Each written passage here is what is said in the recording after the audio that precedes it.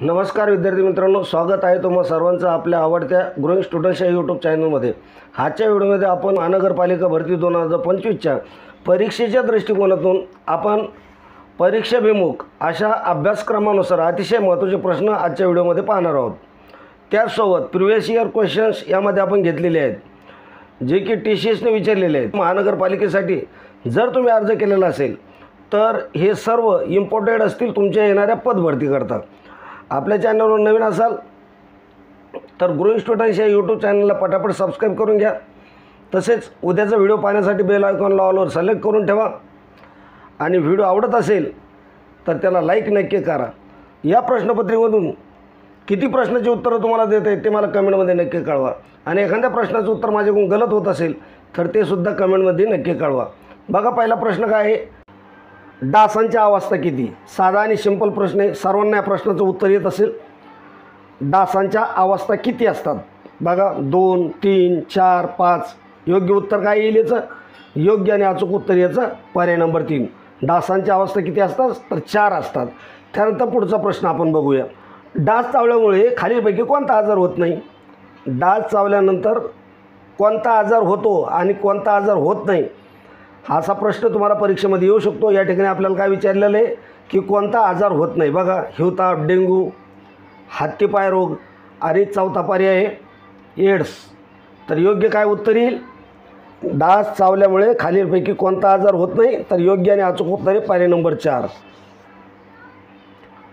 तर काय, हिवताप, डेंग्यू, हत्तीपाय रोग हे काय डास चावल्यामुळं हे रोग होतात, परंतु एड्स हा जो असा एक रोग आहे की तो डास चावल्यामुळं होत नाही, म्हणून त्याचं योग्य उत्तर काय आहे? पर्याय नंबर 4। पुढचा प्रश्न आपण बघूया, हत्ती रोगाचा रक्त नमुना कधी घेतात? म्हणजे हत्ती जो रोग आहे याचा रक्त नमुना कधी घेतला जातो, असा प्रश्न तुम्हाला परीक्षेमध्ये विचारला जातो। तर बघा, पर्याय काय दिले तुम्हाला? दिवसा, सकाळी, रात्री, संध्याकाळी। मग हत्ती रोगाचा रक्त नमुना कधी घेतला जातो? तर त्याचं योग्य आणि अचूक उत्तर आहे पर्याय नंबर 3, रात्री घेतला जातो। हत्ती रोगाचा रक्त नमुना रात्री घेतला जातो। पुढचा प्रश्न बघा, काय, कॉलराच्या जीवाणूंचा शोध खालीलपैकी कोणी लावला? शास्त्रज्ञाचं नाव तुम्हाला विचारलेलं आहे। जो कॉलरा रोग आहे ह्याचे जे जीवाणू आहे या जीवाणूचा शोध कोणी लावलेला आहे, असा प्रश्न तुम्हाला विचारलेला आहे। 4 पर्याय तुमच्या समोर आहे आणि योग्य उत्तर आपल्याला निवडायचे। बघा, काय पर्यायामध्ये तुम्हाला लुई पाश्चर दिलेलं आहे, त्यानंतर रोनाल्ड रॉस दिलेले आहे, रॉबर्ट कॉच दिलेले आहे आणि जोसेफ लिस्टर दिलेले आहे। तर कॉलरा जीवाणूंचा शोध कोणी लावलेला आहे? योग्य आणि अचूक उत्तर आहे पर्याय नंबर 3, रॉबर्ट कॉच यांनी लावलेला आहे। पुढचा प्रश्न आपण बघूया, जीवाणूमुळे होणाऱ्या आजारांचा योग्य गट ओळखा।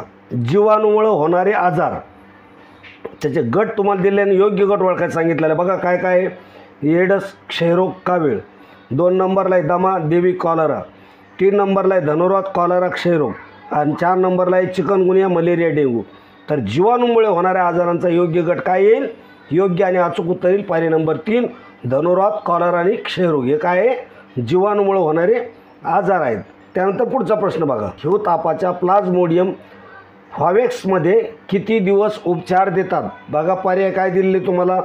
10 दिवस, त्यानंतर 12 दिवस, 5 दिवस, 14 दिवस। योग्य उत्तर काय आहे? पर्याय नंबर 4, 14 दिवस उपचार देतात।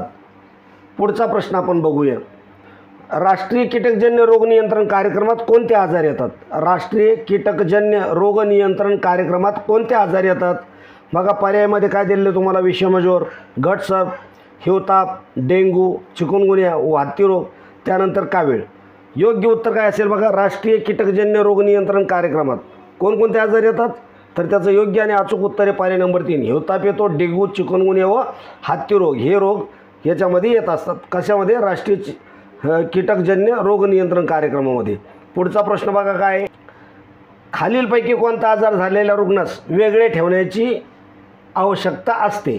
खालीलपैकी कोणता आजार झालेल्या रुग्णास वेगळे ठेवण्याची आवश्यकता असते? बघा, पर्यायामध्ये काय दिलेलं आहे तुम्हाला?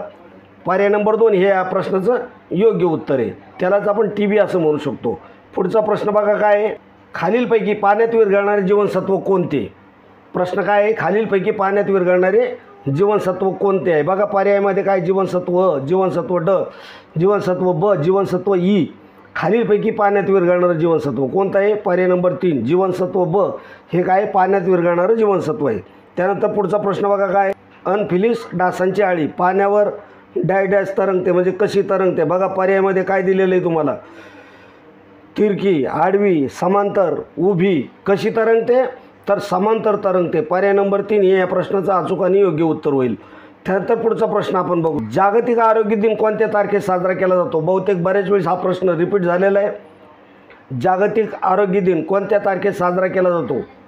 योग्य आणि अचूक उत्तरे पर्याय नंबर 1 7 एप्रिल या दिवशी काय जागतिक आरोग्य दिन साजरा केला जातो. पुढचा प्रश्न आपण बघूया. डेंग्यूची लक्षणं आणि कार्य काय बघा. डेंग्यूची लक्षणं आणि कार्य सांगा. काय बघा. नंबर 1चा पर्याय हलका ताप, थंडी न वाजणे, घाम न येणे, डोके न दुखणे. त्यानंतर तीव्र ताप, डोळ्यांच्या खोबण्यात दुखणे, अंगावर पुरळ येणे. त्यानंतर हुरहुरी भरणे, तीव्र ताप न येणे. चौथा पर्याय खोकला येणे, अंगावर पुरळ न येणे. तर डेंग्यूची लक्षणं काय आणि त्याचं कार्य असं तुम्हाला विचारलेले. योग्य उत्तर काय बघा. पर्याय नंबर 2 तीव्र ताप, डोळ्याच्या खोबण्यात दुखणे आणि अंगावर पुरळ येणे.